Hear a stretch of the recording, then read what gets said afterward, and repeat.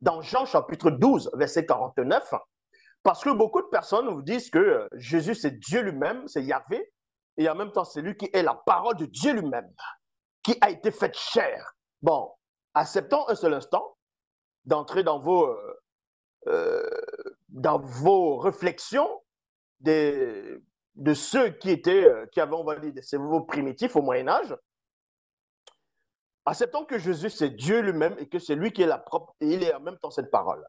On va dans Jean chapitre 12, verset 49. Il est dit ici, car je n'ai pas parlé de ma propre initiative, virgule, mais le Père qui m'a envoyé, c'est lui qui m'a donné un commandement à propos de ce que je devais dire et de la manière de le dire. Donc, voilà Jésus qui s'exprime. Vu que dans Jean, il est dit, la parole a été faite chair. Dans d'autres diront, c'est Dieu qui a été fait chair en tant que Dieu Fils. Donc, ce Dieu Fils, cette parole va avoir un corps, selon votre compréhension. Maintenant, cette parole prend un corps et va déclarer qu'il y a toujours une distinction entre lui, la parole, et Dieu lui-même, le Père. C'est ça qu'il dit ici. Car je n'ai pas parlé de ma propre initiative, mais le Père qui m'a envoyé qui? La parole, c'est lui qui m'a donné un commandement. On donne le commandement comment? Par une autre parole. Dans la parole de Dieu, que ce soit hors d'un corps physique, que ce soit la parole qui va emprunter un corps dans le plan visible, va néanmoins obéir toujours à une autre parole de Dieu. À propos de ce que je devais dire et de la manière de le dire. Colossiens chapitre 1, verset 15, traduction le maître de Sarcey. Donc il y a un pauvre tétard qui vient envoyer des versets, lui-même ne comprend pas les versets, zoloula, zoloula, zoloula. On vous a déjà démontré que Jésus n'est pas Dieu lui-même. Donc, peu importe la manière dont vous allez comprendre le français, ça c'est libre à vous, mais c'est quand même, on voit pourquoi une grande partie de l'Afrique est dans cet état, si vous avez du mal à comprendre les simples rudiments quoi, de ce que vous lisez. Colossiens chapitre 1, verset 15, traduction le maître de Sarcey. Il est dit ici, en parlant, on va dire, de Jésus, d'autres ils vont dire que c'est Jésus. Donc Paul il va expliquer que c'est Jésus ici, qui est l'image du Dieu invisible et qui est né avant toutes les créatures. Point. Donc on vous apprend que ce soit Jésus, que ce soit la parole qui est venue en tant que Jésus, il reste toujours une créature. C'est écrit dans Colossiens 1,15. Vu que vous donnez ces versets, vous ne comprenez même pas le sens de ce verset. Donc, on vous dit ici qu'il est l'image du Dieu invisible. Mais ça veut dire quoi? Vu que le même Dieu dit dans Genèse, faisons l'homme à notre image, selon notre ressemblance. Ça veut dire que l'homme qui est à l'image de Dieu, c'est Dieu lui-même. Si on dit que ici, là, Jésus il est l'image du Dieu invisible, ça ne veut pas dire qu'il est Dieu lui-même. Vous avez du mal à comprendre ou quoi? Donc, et qui est né avant toutes les créatures. Le fait de dire il est né avant toutes les créatures, il est une créature. Mais il est la première créature. Point. Créé. Traduction Abbé Filion, c'est lui qui est l'image du Dieu invisible, virgule, le premier-né de toute créature. Le premier-né de toute créature. Il est le premier-né en quel moment? Il n'est pas le premier-né quand il descend sur la terre. Il est le premier-né avant la création de toutes choses. Là, on parle du Verbe qui a pris un corps. Si on se refait dans Jean chapitre 1, c'est de ça qu'il s'agit.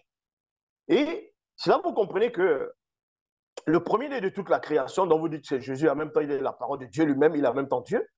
On vous apprend qu'il y a une distinction. Dieu lui-même a fait la distinction entre lui et sa propre parole.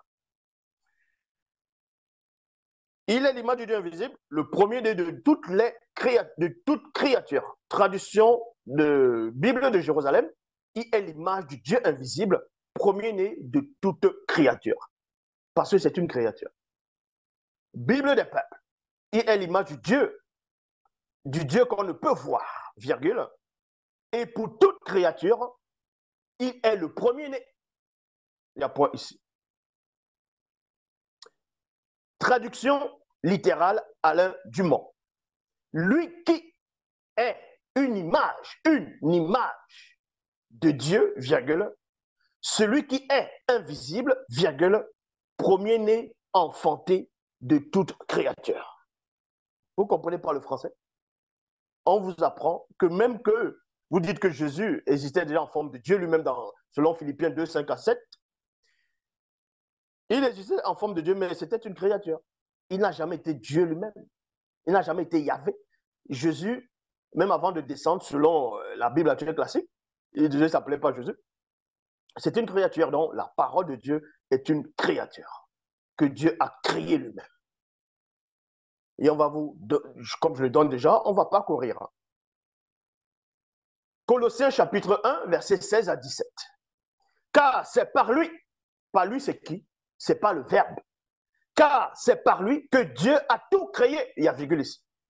Dans Colossiens chapitre 1, verset 15, verset 16 à 17, on vous dit que Paul dit, c'est pas le Christ que Dieu a créé toutes choses. Mais on vous donne la révélation, on n'a pas besoin de ça. Jean lui-même avait déjà expliqué qu'au commencement était la parole dans Genèse 1, dans Jean chapitre 1, verset 1 à 4, à 3. Au commencement était la parole était avec Dieu, la parole était Dieu, elle était au commencement avec Dieu. Toutes choses ont été faites par elle.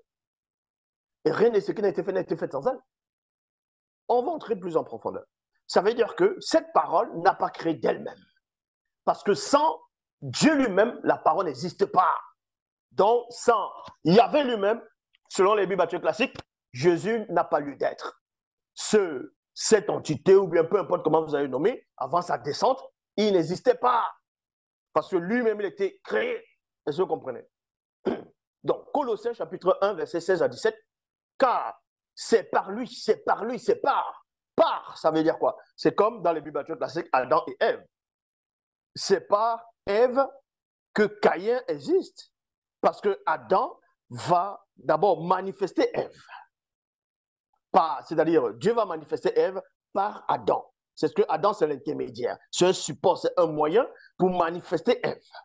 Et maintenant, Adam va aller s'accoupler avec Ève, va produire la semence et un petit Adam va sortir, c'est-à-dire un petit homme qui est Caïn.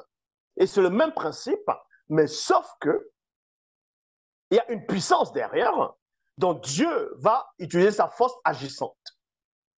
Et ce n'est pas sa force agissante, donc qui est, d'autres diront, voilà, la sainte présence, l'esprit, ainsi de suite, va créer le reste. C'est-à-dire la parole viendra, et par la parole, on utilise la parole pour créer toute chose après. Donc, ce n'est pas la parole qui est le créateur. Donc, ça vous...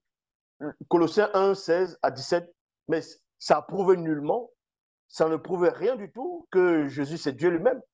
C'est juste un intermédiaire. Moïse, c'est un intermédiaire. Les anges sont des intermédiaires. Car c'est par lui que Dieu a tout créé dans les cieux et sur la terre. Ce qui est invisible et ce qui est visible. Non, ce qui est visible et ce qui est invisible. Les puissances spirituelles, les dominations, les autorités, les pouvoirs, Dieu a tout créé par lui. Maintenant, Paul, il va rajouter, il va dire, pour lui. Non, non, mais ça n'a même pas de sens. Non, logiquement, ça n'a pas de sens. Comment Dieu va créer toute chose pour le Verbe? Mais où est la logique? Mais bon. Et lui-même existe avant toute chose. Mais c'est normal, vu que ce n'est pas la parole que toute chose arrive. Et toute chose subsiste en lui. Colossiens 1, 19. Car Dieu, et non la parole, car Dieu a jugé bon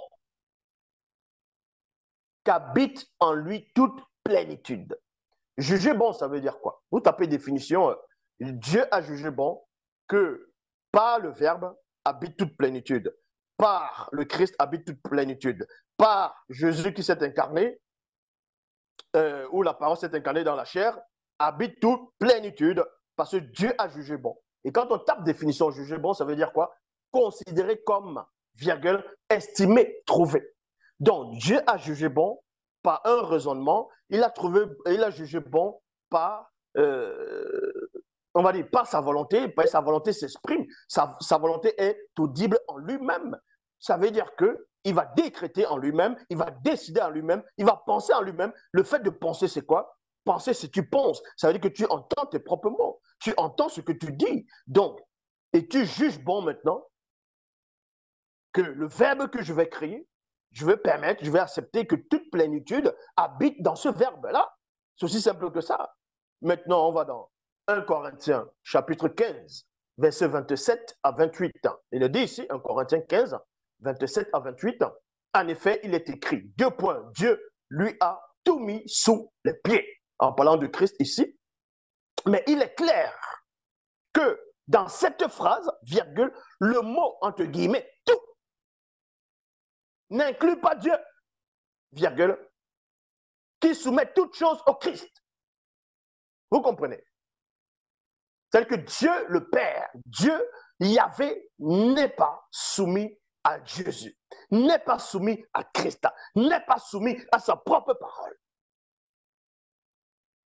Parce qu'il donne le pouvoir à sa parole. Il crée sa parole. Le fait qu'on te crée, ça dit que tu n'es rien du tout. Avant, tu n'étais pas. Maintenant, vous dites ici, lorsque toutes choses auront été soumises au Christ, virgule, alors lui-même, le Fils, se soumettra à Dieu, qui lui aura tout soumis. Ainsi, Dieu régnera parfaitement sur tout. Il y a point ici.